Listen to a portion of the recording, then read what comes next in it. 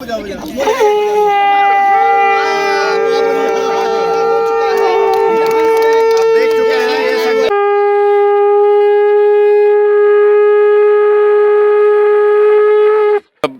है भारत में। हमारे पॉलिटिकल लीडरशिप बहुत स्ट्रांग है। हमारे माननीय प्रधानमंत्री जी ने एक सख्त संदेश दिया है कि हम उनको हर जगह से निकाल के लाएंगे और उनको पूरी उचित कार्रवाई करेंगे।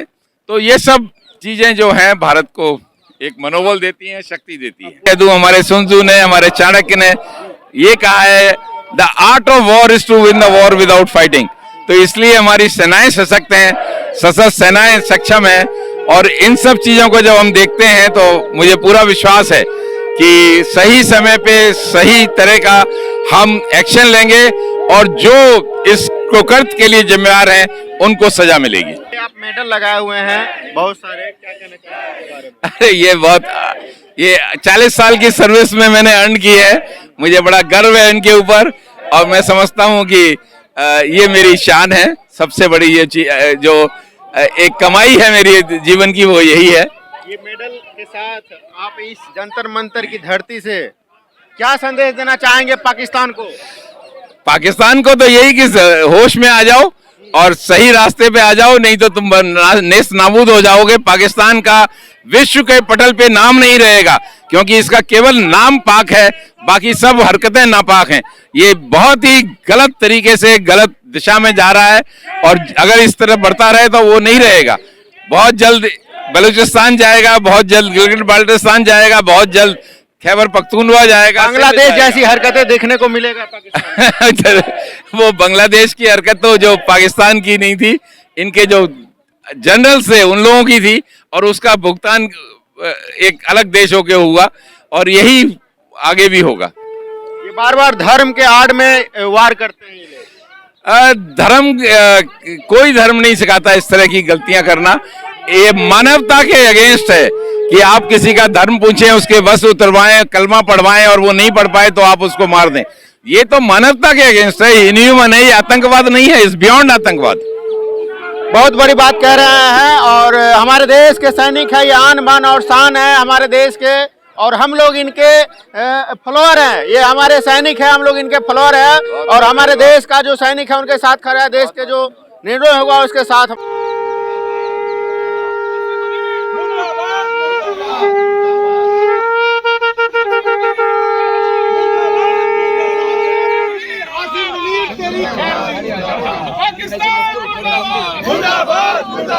पहलगाम का बदला लेंगे, पहलगाम का बदला लेंगे। भारत माता की पहलगाम का बदला लेंगे। वंदे मातरम, वंदे मातरम, वंदे मातरम, वंदे मातरम। और हमारे देश के वीर जवान पूर्व में रह चुके हैं सैनिक, वो आज जंतर मंतर पे आए हुए हैं अपने आक्रोश को लेकर के। और जो हमारे भारत में जो देखा जा रहा है जन आक्रोश, वो काफ़ी बड़े स्तर पे देखा जा रहा है, जो कि इतिहास में पहली बार इस तरीक़ा से कैराना हरकत इतना बड़ा अंजाम दिया गया। उसके खिलाफ ये लोग, हमारे देश के पूर्व सैनिक भी अब मैदान में आ चुके हैं। अब ये लोग क्या अपेक्षा कर रहे हैं सरकार से, आइए जानने का प्रयास करते हैं। स्वागत है सर हमारे देश के सैनिकों का। बहुत बहुत धन्यवाद। हम सब पूर्व सैनिक हैं और भारतीय हैं। सबसे जरूरी है कि भारत का हर जो रहने वाला भारत में है वो सब भारतीय हैं। और यहाँ पे ये देखकर कि हर आदमी किस तरह से रोष में है, आक्रोश में है, और जो पहलगाम में 22 अप्रैल को घटना हुई है वो हमको टोटली अस्वीकार है।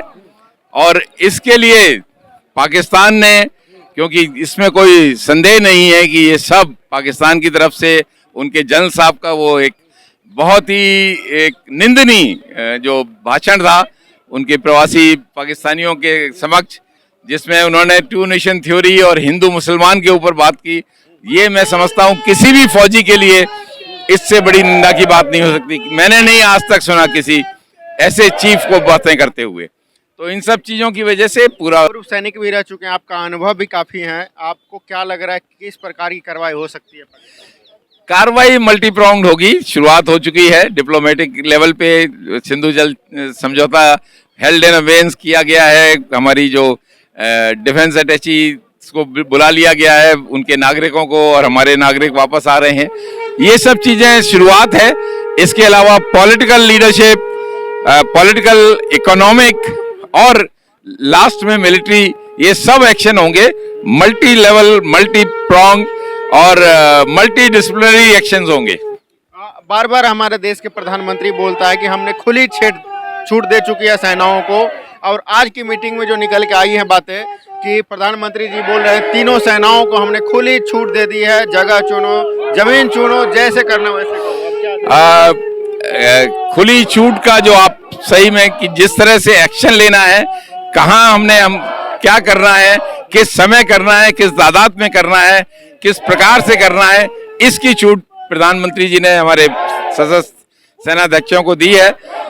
लेकिन एक भारत एक डेमोक्रेटिक रिपब्लिक है, और भारत की सशस्त्र सेनाओं ने, ये आप पूरे आसपास देख लीजिए, भारत एक अकेला देश है जो स्टैंड टॉल करता है, और जिन्होंने डेमोक्रेटिक वैल्यूज को माना है, और इसलिए भारत आज विश्व में सबसे प्रोफेशनल आर्मी है। और वो सोच समझ के सही समय पे सही एक्शन करके इस बात का संकेत देंगे, और इस जो घृणित कार्य किया है, कुकृत किया है, हीनस क्राइम की है, उसका जरूर उनको सबक सिखाया जाए। कई लोग ये भी मांग कर रहे हैं कि जिस प्रकार से ओसामा बिन लादेन मारा गया, अमेरिका ने उसको इस तरह से ध्वस्त किया, जो पूरे देश, पूरे विश्व में मैसेज किया, अब मोदी जी का भी एक्शन क्या उस प्रकार से आनी चाहिए? अब क्या एक्शन होगा ये तो नहीं है, लेकिन मुझे पूरा विश्वास है कि उनको सही समय पे सही प्रकार से उनको इसका मैसेज दिया जाएगा, उनको उनके जो कुकृत्य है उसकी सजा सुनाई दी जाएगी। ये आपको क्या लग रहा है कि युद्ध की आहट लग रही है? देखिए, युद्ध लास्ट रिसोर्ट होता है, उसके पहले बहुत कुछ इकोनॉमिक है, जैसे सिंधु जल का हो चुका है, और एक और चीज हमारा सैनिक क्या संयम और सहनशील है? सहनशील नहीं, ऐसा तो नहीं कह सकते, लेकिन संयम जरूर है। सोच समझ के कार्य करते हैं, हड़बड़ाहट में कार्य नहीं करते हैं, और एक बहुत ही प्रोफेशनल, नैतिकवादी, जो एक डेमोक्रेटिक वैल्यू को समझ के वो कार्य करते हैं। भारत के जो सिपाही हैं, भारत के सोल्जर्स हैं, they are best in the world, और इसीलिए वो रेस पे नछावर होने में एक मिनट भी संकोच नहीं करते। ये हमला का कई दिन हो चुका है, अभी तक कोई वैसी कार्रवाई नहीं दिख रही है। क्यों नहीं हुई? इतनी तो कार्रवाई हुई है। आप अभी देखिए किस तरह के स्टेटमेंट पाकिस्तान से आ रहे हैं, उनको डर का माहौल लग रहा है, तो कार्रवाई हुई होगी तभी तो ये हुआ है। सिंधु जल समझौता रद्द होना एक बहुत बड़ी कार्रवाई है, और इसको सब लोगों ने समझना चाहिए कि पाकिस्तान के पास पानी की कमी है, और अगर हमने ये 2-3 महीने उनको ये चलता रहा और पाकिस्तान रास्ते पर नहीं आया, तो आप देखिएगा क्या होगा पंजाब में। आतंकवादी ने हमारे देश का खून लहू बहाया है जरूर, क्योंकि ये कायराना हरकत है, कायरों का गेम है।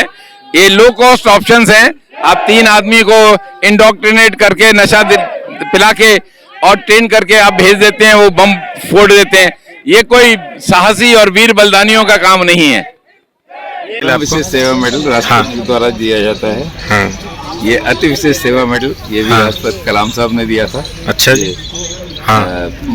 मिसेस पाटिल ने दिया था, और ये सेना मेडल गैलेंट्री 71 वॉर का। वाह।